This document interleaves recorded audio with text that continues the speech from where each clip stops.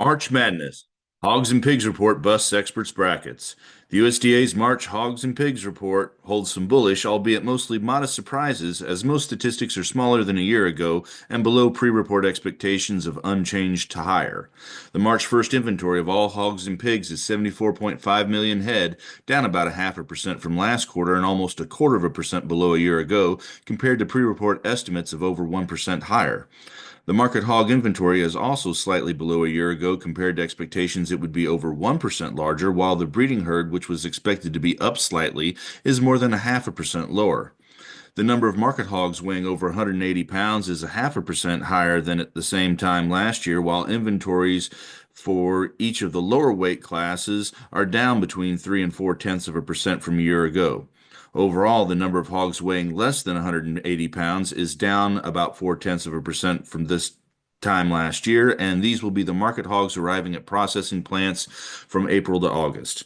The small decrease in lighter weight hogs partly reflects that both farrowings and the pig crop for the December through February period are lower, despite expectations each would be higher than a year ago, with cuts to farrowings again mostly offset by another record 11.65 pigs per litter for the period, or 1% more than a year ago.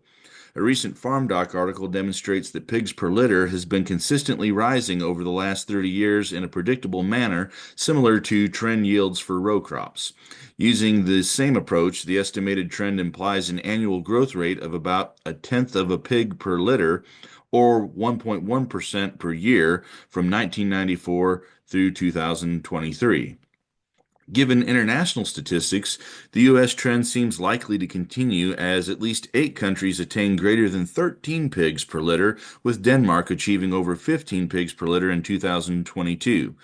Market hogs from the December through February pig crop will arrive at processors from June to August.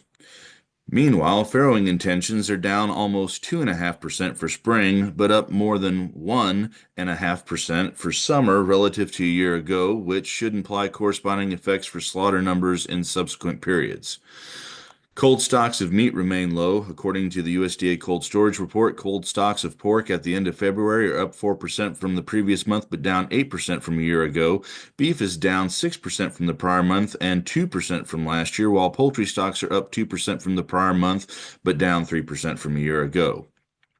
U.S. per capita consumption has been trending downward since 2019, with the USDA estimating it to hold at 49.9 pounds per person in 2023 and 2024, and forecasting it to rise slightly to 50.7 pounds per person in 2025. U.S. pork exports this January totaled 577 million pounds, 2% below a year earlier, partly due to higher U.S. pork prices and appreciation of the U.S. dollar. The lower total for the month partly reflects small declines in exports to Canada, Colombia, and the Dominican Republic, but mostly larger declines in exports to Japan and South Korea that were partly offset by higher exports to China and Hong Kong. Despite the slow start, which prompted a reduction in U.S. forecasts for each quarter of 2025, exports remain a bright spot, with levels still anticipated to exceed last year. Estimates place first quarter pork exports at 1.8 billion pounds, just below a year ago, with annual increases of 1.4% for the second quarter, 2.3% for both third and fourth quarters, respectively, bringing the 2025 total to 1.5% above last year. As feed costs are a primary component of hog production, the hog to corn price ratio is a historical indicator of hog profitability and cyclical changes in production. Target levels have evolved over time, reflecting the declining feed cost share of total hog production costs relative to other components such as buildings, equipment, and labor. Profitable levels are considered above average ratios of 14 to 1 in the 1950s to early 1960s, 18 to 1 in the late 1960s to mid 80s, and more recently around 20 to 1. For instance, $80 hundredweight hogs divided by $4 bushel corn would equal 20. Historically, upward and downward moves in the price ratio tend to precede similar changes in farrowings and subsequent hog herds as producers expand and contract their operations in response to profitability. For the last three quarters of 2024, the hog to corn price ratio exceeds 20, which is consistent with Iowa State University economists' findings of better than anticipated profits over the last year and is sparking contemplation of herd expansion. However, the hog to corn price ratio just rounds up to 20 for the first quarter of this year, with 2023 being the worst year on record for hog profitability. More financial healing seems necessary to spur herd expansion. Taking all this into account, the outlook remains positive for hog producers in 2025. The forecast presented here is for the national weighted average net price on a carcass basis for all transactions for producer sold barrows and gilts, including negotiated and contract prices. This net price should be more reflective of what producers receive on average and normally runs at a premium of about $2 a hundredweight over the base price on average.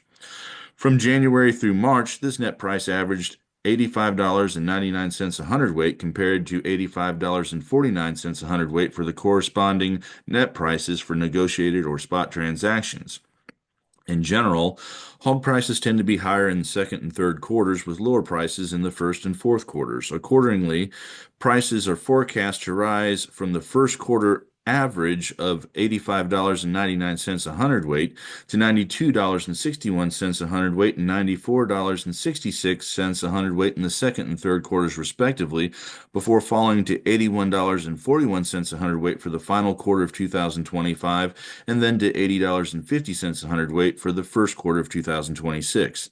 These projections are consistent with the supply and demand scenario currently anticipated. However, if actual farrowings exceed spring and summer intentions indicated by this report, or if potential tariffs hinder export demand, then lower prices may be realized.